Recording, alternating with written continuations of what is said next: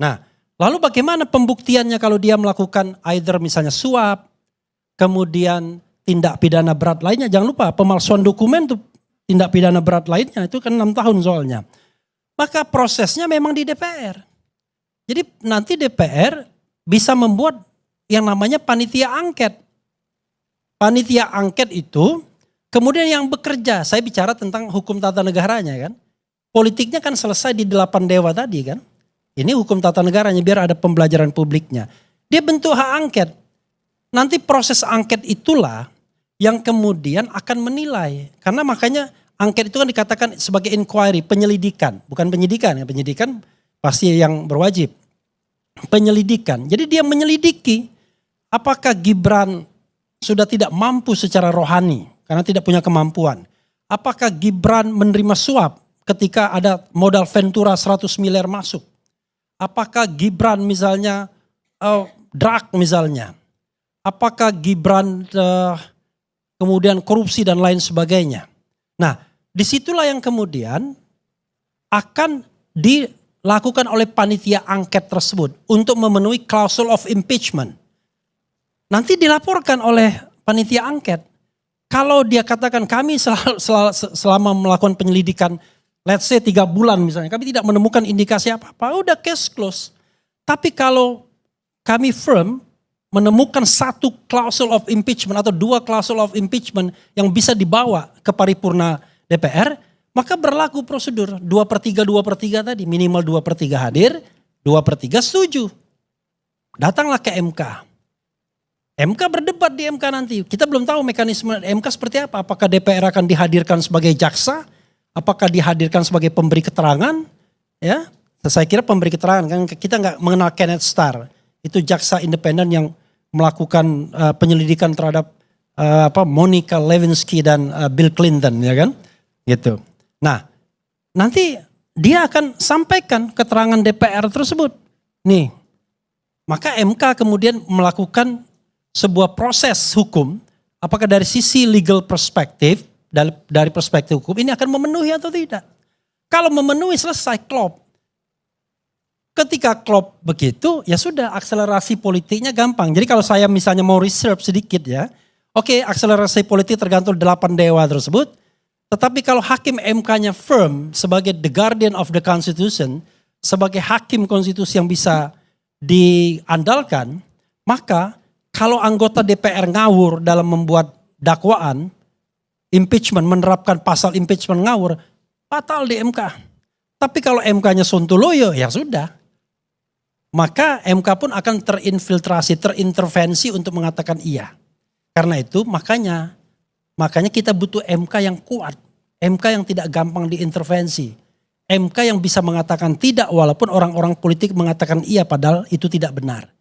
Nah, karena itulah di dalam proses Undang-Undang Dasar setelah amandemen kita harapkan MK itu dewa. Makanya harus negarawan yang menguasai konstitusi kan begitu. Tapi sekarang MK pun terlibat di dalam transaksi politik. Anda tahu nggak? Ada hakim MK yang terpilih tidak dengan prosedur yang benar. Tapi nggak malu juga dia. Untuk menjadi hakim MK, Anda harus dinominasikan dari 3 cabang kekuasaan. Presiden, MA, dan DPR. Dan prosesnya harus 4. Akuntabel, objektif, partisipatif, transparan. 4 prinsip good governance dan clean government.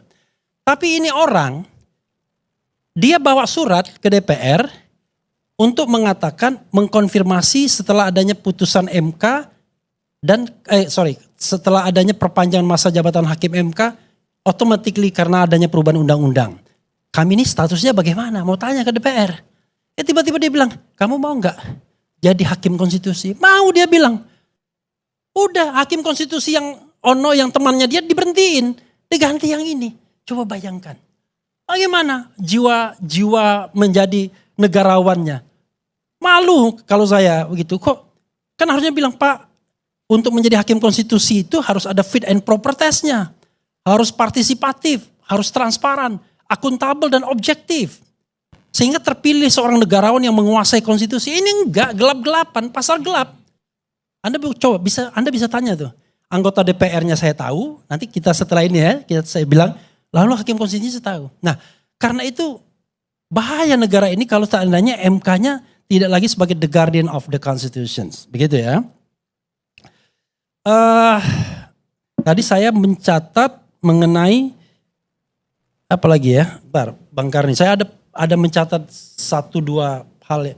Apakah bisa di-impeach Gibran? Ya bisa by constitution. Ayat-ayat impeachment itu memang membuat seorang presiden dan wakil presiden bisa diberhentikan di tengah jalan. Ini bukan mosi tidak percaya. Kita harus membedakan antara impeachment dan mosi tidak percaya. Mosi tidak percaya itu soal politik saja. Tapi impeachment itu soal politik dan hukum. Dan seorang di-impeach itu bukan karena kesalahan politik. Tapi kesalahan article of impeachment yang memang sudah dibuat di dalam pasal 7A Undang-Undang Dasar 1945 itu.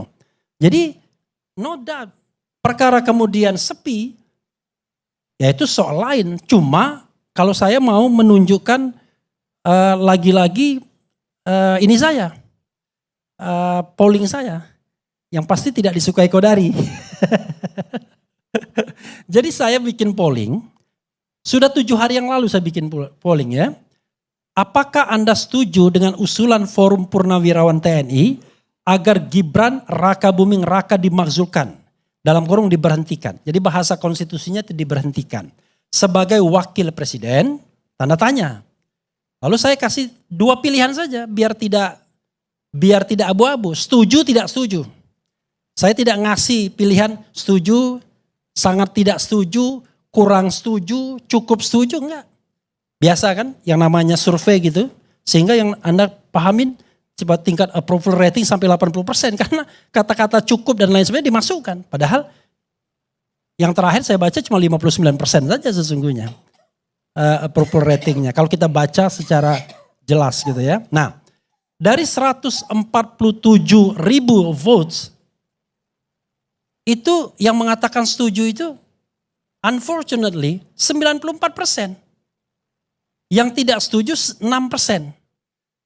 Pasti Kodari dan teman-teman bilang, itu kan karena di YouTube-nya Refli Harun kan. Karena di YouTube-nya Total Politik beda lagi. Makanya hari ini saya tantang terus orang. Tolong bikin polling yang pesertanya kayak saya 147.000. Bisa enggak? Kan ini kan enggak bisa direkayasa. Kalau bisa direkayasa enak. Karena ini yang berbicara mesin. Bikinlah Iwan Piliang yang kenal sampai kena pantat tadi di Raudhoh ya kan. Gitu. Luar biasa di Raudhoh itu kan. Doa yang paling makbul tuh di Raudhoh ya kan. Wah, iya. Hah?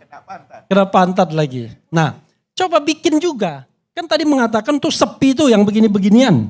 Bikin pertanyaan yang sama. Apakah Anda setuju Gibran dimakzulkan sebagaimana usul Purnawirawan Polri? Polling saya mengatakan dengan 147.000 yang casting the votes itu 94% mengatakan setuju. Nah, kalau dimarahin ya ini kan polling di Refli Harun channel. Silakan di channel lain tapi jangan 10.000 ya. 140.000 minimal. Itu my challenge, tantangan saya. Gitu Bang Karni ya. ILC boleh juga ngadakan begitu. Apakah Anda setuju Gibran dimakzulkan? Kita nanti lihat tuh hasilnya berapa. Oke ya ILC ya. Kan biar fair, biar dianggap kita tidak subjektif. Apalagi yang saya catat tadi.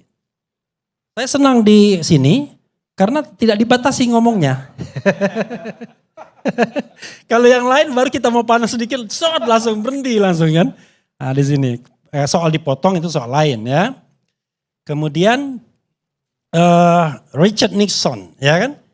Dia mau di-impeach, alasannya apa? Nyadap-nyadap dia bayangkan. Dia kerjaan dia sadap tuh yang namanya kantor Demokrat karena mau pilpres lagi kan? Iya, Watergate, ya kan? Mau di-impeach dia, cuman dia tahu diri. Sebelum di-impeach dia mengundurkan diri. Jadi nggak ada impeachment. Clinton di-impeach Monica Lewinsky bukan karena dia affair. Karena dianggap dia yang namanya obstruction of justice. Ada impeachment. Tapi memang di Amerika Serikat impeachment itu belum pernah berhasil. Masalah kenapa? Karena kekuatan dia nggak kayak kita yang, kalau dia kan cuma bipolar saja kan, sehingga antara yang di-impeach mau yang mendukung itu agak tipis bedanya. Kalau kita kayak Gus Dur, itu cuma 7% didukung oleh parlemen, makanya cepat sekali. Nah sekarang Gibran ini kan on the paper didukung oleh berapa? Didukung oleh berapa persen? Minus Kim plus ya kan? Tapi kan on the paper. Kalau kita bilang apakah itu bounded atau enggak, belum tentu. Kalau satu simpulnya pecah semua itu. Dan simpul utama Prabowo Subianto, Gerindra. Begitu bilang Gerindra, go ahead. Dah, kita harus ganti ini. Selesai permainan. Itu sama seperti Gus Dur kan.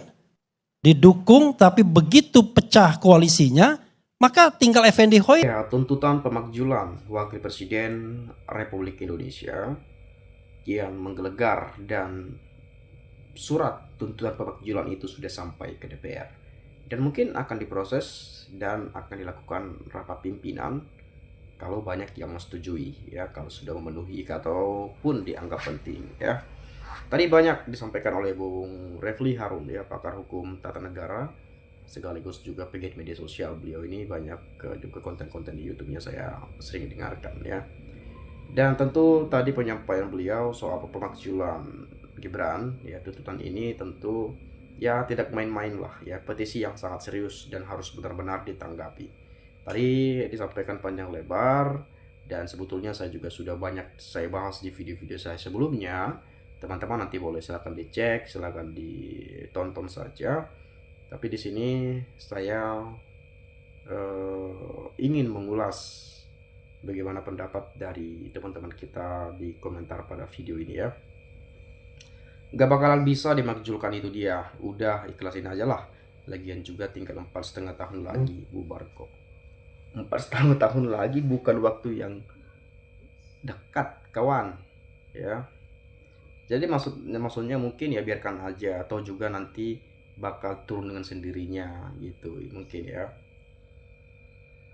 Biar dianggap tidak subjektif berarti dasarnya memang subjektif, ya. Gibran produk gagal yang dipaksakan. Ini orang yang pernah dipecat Jokowi. WKWKW. Seandainya RH Pintar tidak kena pecatan 2 kali. Biarkanlah orang muda berkarya, sirik amat sih. Belum tua yang muda mampu, belum tentu yang tua mampu, ya. Ini bukan soal memberikan kesempatan kepada anak muda, teman-teman, ya. Ini bukan soal memberikan ya kesempatan, atau ini bukan coba-coba lah gitu, teman-teman, ya. Tapi ini soal bagaimana pemimpin, ya, bagaimana membawa bangsa ini ke depan, kan seperti itu, ya. Ketika majikannya keok pilpres, para binatang peliharaannya kelaparan dan terus menggonggong. Yang ngomong tim pendukung dan pembela calon presiden kalah tapi tetap ngeyel menang. Aduh, ya. Gak usah jadi pakar atau ahli hukum tata negara, gak usah kuliah S1, S2, S3 hukum. Cukup jadi manusia, mau berpikir saja sudah sangat terang benderang. Jokowi Gibran adalah 2 tokoh penipu ulung pembuat gaduh negara. Yang gak suka Gibran bikin upaya politik pemakzulan di luar hukum tata negara. Yang gak suka Prabowo nanti juga bisa ikutan bikin upaya politik untuk pemakzulan di luar hukum tata negara. Gibran punya catatan di masa lalu, Prabowo juga punya catatan di masa lalu. Kemudian pengganti Prabowo Gibran pun nanti gantian dimakzulkan karena semua orang punya catatan di masa lalu. Bubar Indonesia kalau muter-muter di tempat aja pada gak bisa move on. ILC takut dan tak mungkin berani mengadakan polling setuju atau tidak pelengseran Gibran.